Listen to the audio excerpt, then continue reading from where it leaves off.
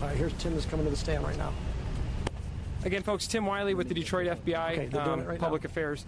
Thank you again for your patience. We want to make sure we have the most accurate, up-to-date information for you, and we appreciate your accuracy in reporting. I would like to introduce to you the Special Agent in Charge of the Detroit Division, which covers the entire state of Michigan, Special Agent in Charge, David Gelios. Good afternoon, and I'd like to thank you all for your patience throughout the day today. You'll excuse me to defer to a few notes here because I want to give you as accurate information as I can. We have had a very busy day, and I know we've kept you waiting, and we wanted to wait until we had a point that we could come out here and provide you a little more information than we might have been able to do had we done this an hour or two ago. So before I start, though, I just want to say that you all are aware of the incident we had out here today where Lieutenant Jeff Neville was stabbed. And before we get to any details of the investigation and what happened here today, I would like to turn this over to Chief Chris Miller of the Bishop International Airport Public Safety Department to give you information on what's most important, and that's the current health condition of Lieutenant Neville. Chief? Good evening, everyone. Lieutenant Neville is in satisfactory condition. As you all heard what happened to him. He's doing fine, and he's residing at a local hospital right now. He's resting comfortably. And we'd just like to thank everybody that came out to support us here in this trying time. So, and that's all I have.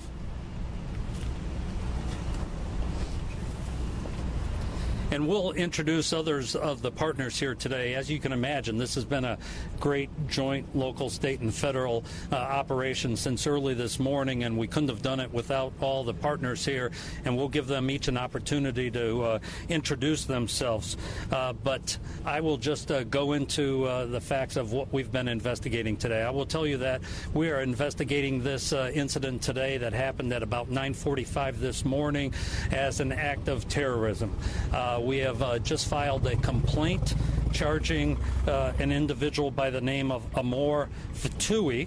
He's a 50-year-old resident of Canada who legally entered the United States in Lake Champlain, New York on June 16th and made his way to Flint, and today arrived at the Flint International Airport. Obviously, I know a lot more about this, and we're sort of at 0 hour of this investigation right now, and since it is a pending investigation, I'm not going to go into great detail as to what we do know, but we do know Mr. Fatui entered the airport. He spent a little time on the first level, then he went upstairs, he spent some time in the restaurant up there, and then he came out. He was carrying baggage. He went into a restroom. He spent a little time in the restroom, dropped both bags, and came out, pulled out a knife, yelled Allah Akbar, and stabbed Lieutenant Neville in the neck. As was mentioned by the chief, he's in stable condition and is expected to fully recover, and that's the most blessed thing I think we can say about this today. It's a good outcome. We had some incredible acts of heroism up there today, and in questions we can perhaps talk a little bit about the efforts to take Mr. Fatui into custody. The complaint that's been filed is charging a violation of 18 U.S. Code 37A1, which basically is violence at an international airport. And just to give a little more background on that, that is when someone unlawfully uses a device to commit an act of violence at an international airport that could have or did cause serious injury, which we had in this instance. There's a 20-year penalty associated with that, but this, as I said, is very, very early in the investigation, and as we progress and take this matter to grand jury for indictment, other charges could be pending later on. As I mentioned, it's an ongoing investigation. There's joint operations going on in Canada as we speak. We want to thank our Canadian partners who are helping us further investigate this attack. And with that, I would like to defer to some of my partners here to make brief statements as well. Sir, can you spell the suspect's first and last name for us, please? The name is Amor, A-M-O-R, Fatouhi, F-T-O-U-H-I. And as I mentioned, he's approximately a 50-year-old Canadian. When did he enter the country? Pardon me, he entered the country on June 16th. And as I mentioned, it's a pending investigation. We know he came to the airport this morning. That's as far as we're going to go with. We're trying to develop further information as to his timeline and where he went after he entered the United States in Lake Champlain, New York. Can you describe the weapon he used? We'll take questions at the end, and I will describe the weapon. Yep, just to let everybody know, again, we're going to do a question and answer segment towards the end, about 10 minutes worth. Right now, we'll go ahead and have the introductions of all of our local, state, and federal partners that are here with us. Assistant. The Special First Lieutenant David Kaiser with the Michigan State Police. First and foremost, the Michigan State Police would like to extend their thoughts and prayers to Lieutenant Neville and his family during this very difficult time. The Michigan State Police has supplied many different resources here today to work with our local, state, and federal partners. Some of the resources provided included officers, detectives, bomb-sniffing canines, and our Michigan State Police Crime Lab. They were all involved in this investigation and worked well with the partners in this. I'd also like to mention that Governor Rick Snyder has been in frequent contact with the Michigan State Police headquarters today, inquiring about the status of the injured officer as well as the status of this investigation. And the Michigan State Police is very appreciative of this contact. Thank you.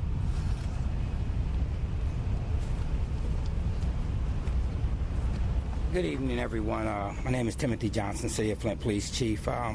Just want to thank everybody for your concerns. We have a multiple jurisdiction police here trying to get to the bottom of this, and we have the Mayor of Flint that's here also, and she's going to come up and make some comments. But just thank you for your concerns, and we appreciate everybody coming out to be concerned about what happened here at Bishop International Airport. Tragedy, but thank God that the officer is alive. He's doing well now. He's out of critical condition, so he's recovering right now. So thank you for your concerns, Mayor.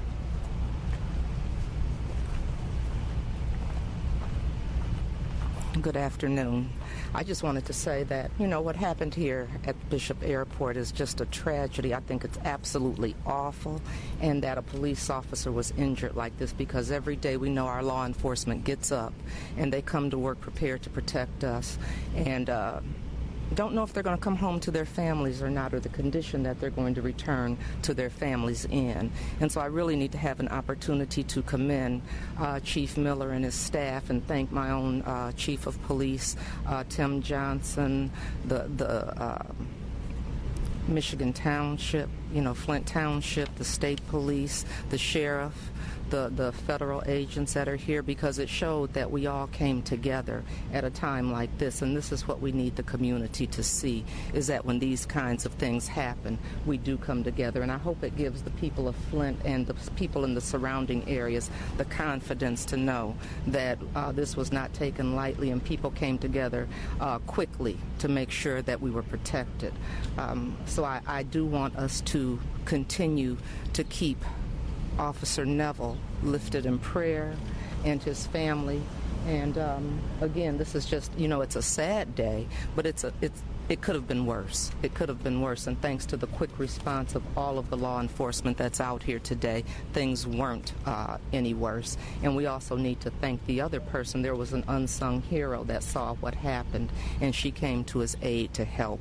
And had that not been, had she not been in the place she was at that time, it could have been worse. It could have been worse. So we need to keep her in prayer, and the rest of the staff that's out here at the airport, because when you go through things like this, it impacts you, and it impacts them, and it makes it more difficult for them to do their jobs.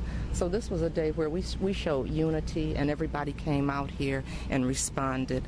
And so I hope that just shows the community that we're working together to make things better. Thank you.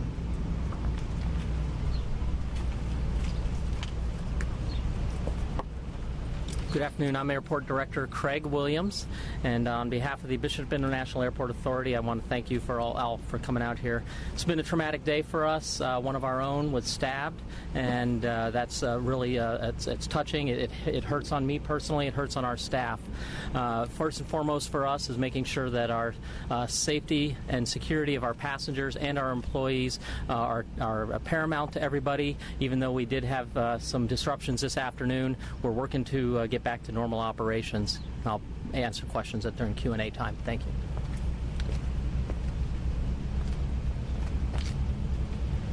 Good evening. My name is Nick Starcevic. I am the Assistant Special Agent in charge of the Detroit ATF Field Division. First and foremost, our thoughts and prayers go out to the officer as he recovers from his wounds. Today, ATF deployed assets from the Flint field office as well as an office from our Detroit division. We will continue to support this investigation throughout its entirety, and we will support the FBI in any way it needs. Thank you.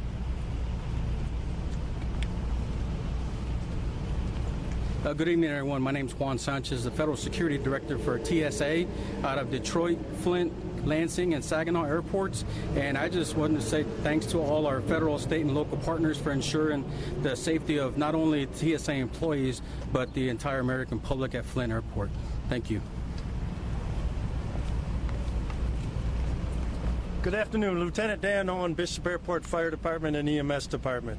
We responded as soon as the call for help went out, and we rendered first aid to our officers, and we maintained a fire presence and safety of this airport throughout the whole incident. Thank you.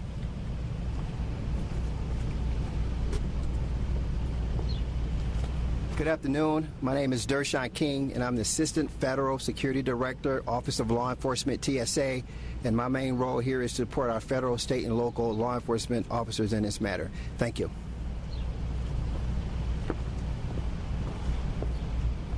Good afternoon. I'm Peggy Franklin-Aller with Homeland Security Investigations. First of all, Homeland Security Investigations would like to wish a full, quick, and speedy recovery to Lieutenant Neville. Our thoughts and prayers are with his family and him. And we just want to commend the great work that was done by all agencies out here today. Thank you.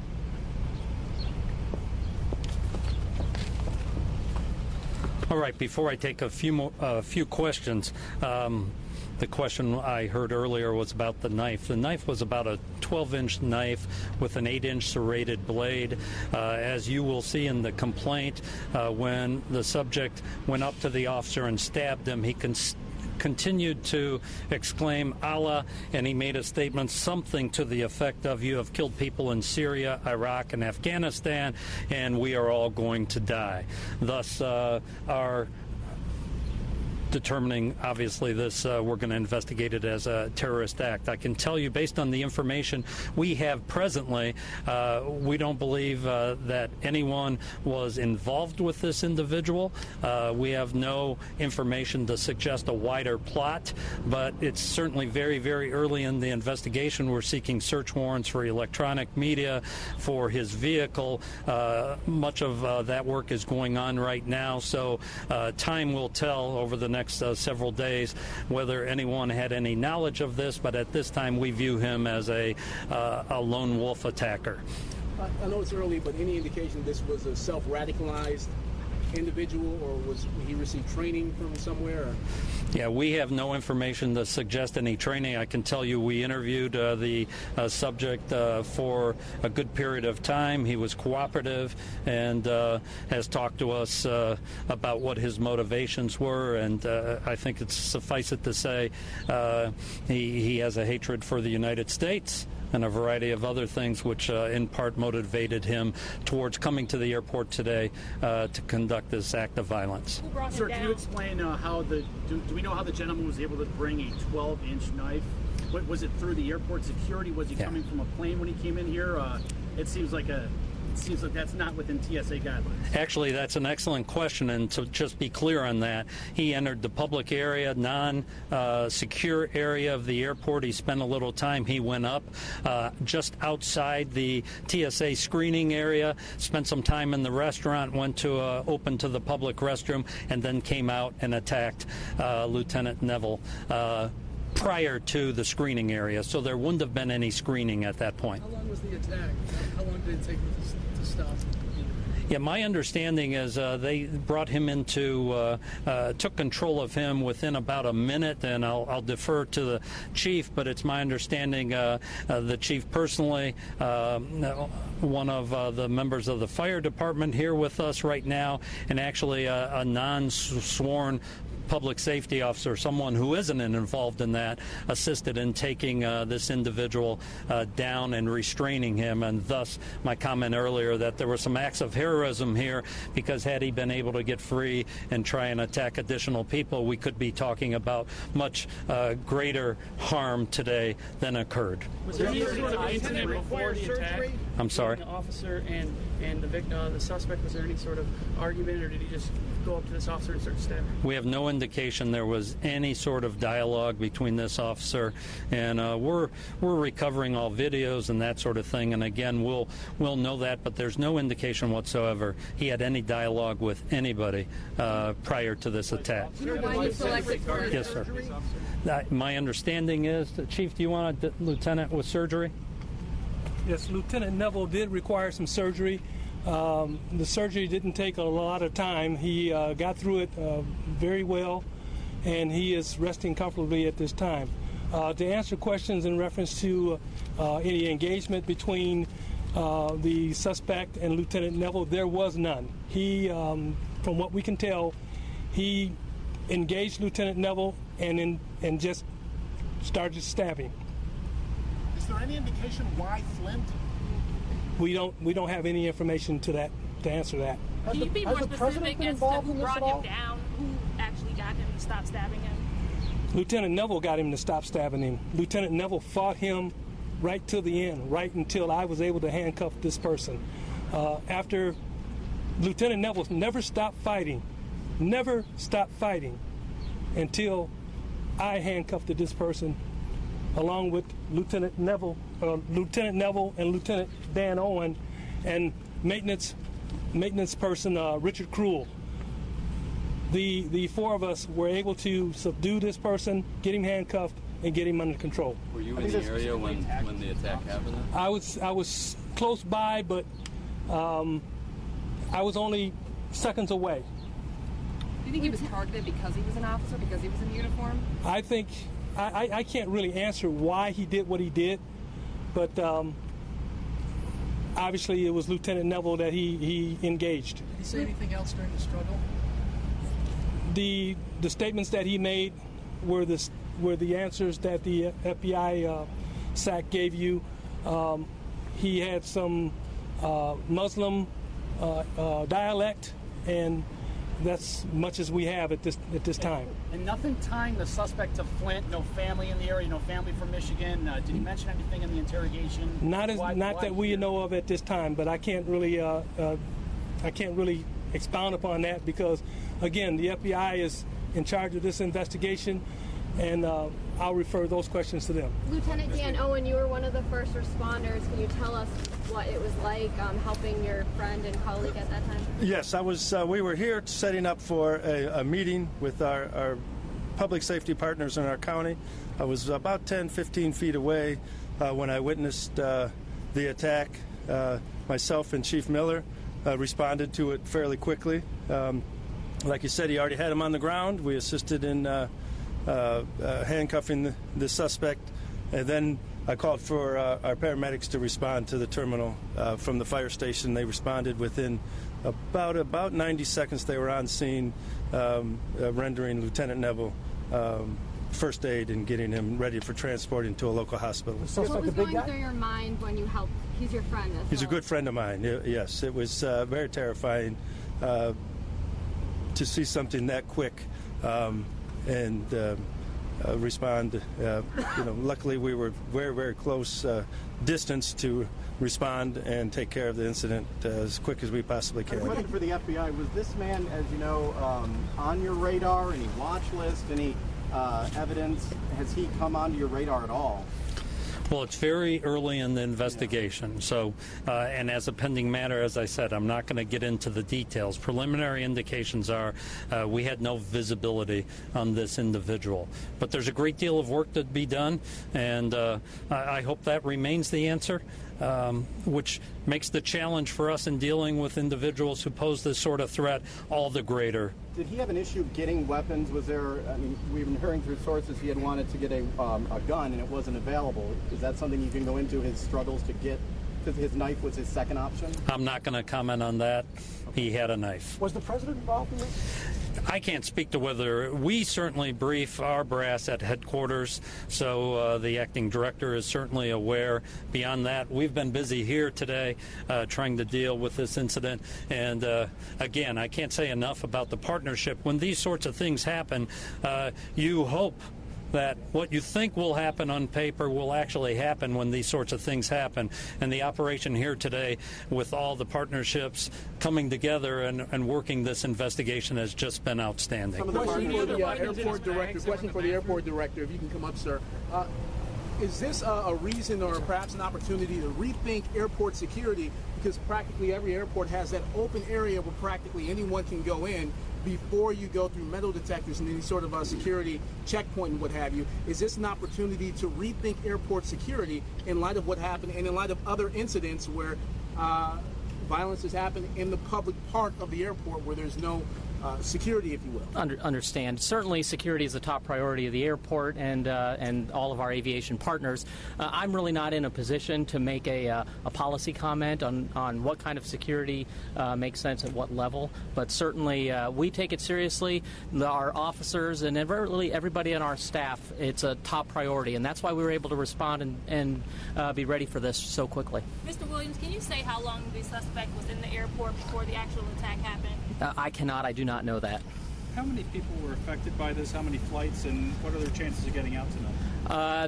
I can't tell you how many people because I don't know how many people are on the planes, but we've had 5 flights that were impacted. We were able to bring aircraft in and deplane them, as you might have seen throughout the day, aircraft coming in. So people were able to deplane and exit the airport, but nobody was able to actually enplane and take off until approximately 4 o'clock was when we opened the airport up for those kind of operations. Did he have a ticket? Did he have a ticket to go anywhere? He had bags, you said, and I think that he dropped the 2 bags in the restroom. What was in those bags, and what about the bags? I did not say anything about bags, and I do not know the answer to that. How many people were in the terminal at the time of this? I do not know. It was before a few flights there, so I don't know how many exactly. What's your name and title again? Craig, C-R-A-I-G, Williams, Airport Director, Bishop International Airport Authority.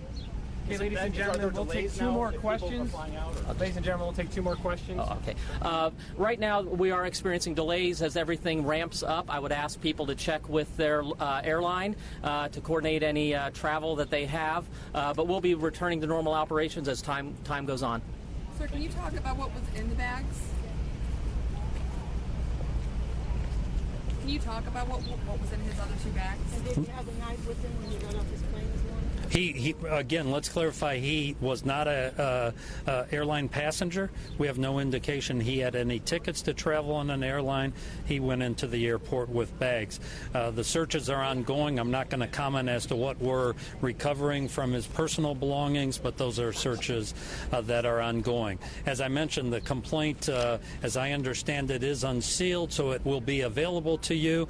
I would encourage, there's a lot of questions we have about this individual, obviously, and if anyone in your viewing audiences have any information or saw this individual at any time, we encourage you to call our mainline number, which is 313-965-2323 or tips.fbi.gov, and we would like to follow up on that sort of information. So with that, I guess I'll take 1 more question. Do you know where and when he'll be arraigned?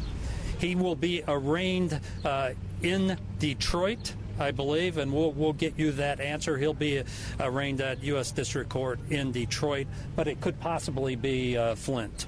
But he's cooperating with you now, is that my understanding? He was interviewed and was not uncooperative. Can you get us an image of him, a mugshot? We will do our best with that through our media spokesperson. Can you spell your last name for me? It is G-E-L-I-O-S. And thank you again for the patience you've demonstrated out here today. We appreciate it. And then just in closing, I want to thank all of you for being such great media partners. You've hung in there with us all day long out here in the sun. I do want to mention, though, in speaking with some of the officials here, there were many different local agencies, both fire, police, and ambulance. There were a wide variety of folks that all responded here to assist with this. The folks that you see behind me are not the only group that are represented, but they obviously were able to be here with us for the press conference. Just know that we are so appreciative for all those local partners that all showed up in great numbers to support us. And during the evacuation, I'm being told by the chief, it went very well. It was smooth. It wasn't chaotic. They had ambulances staged, making sure that if anyone needed assistance, that those things were taken care of. So a great deal of work was done here and is going to continue moving forward. We appreciate, again, your patience in being here with us and making sure that we have accuracy in our reporting and getting the right information.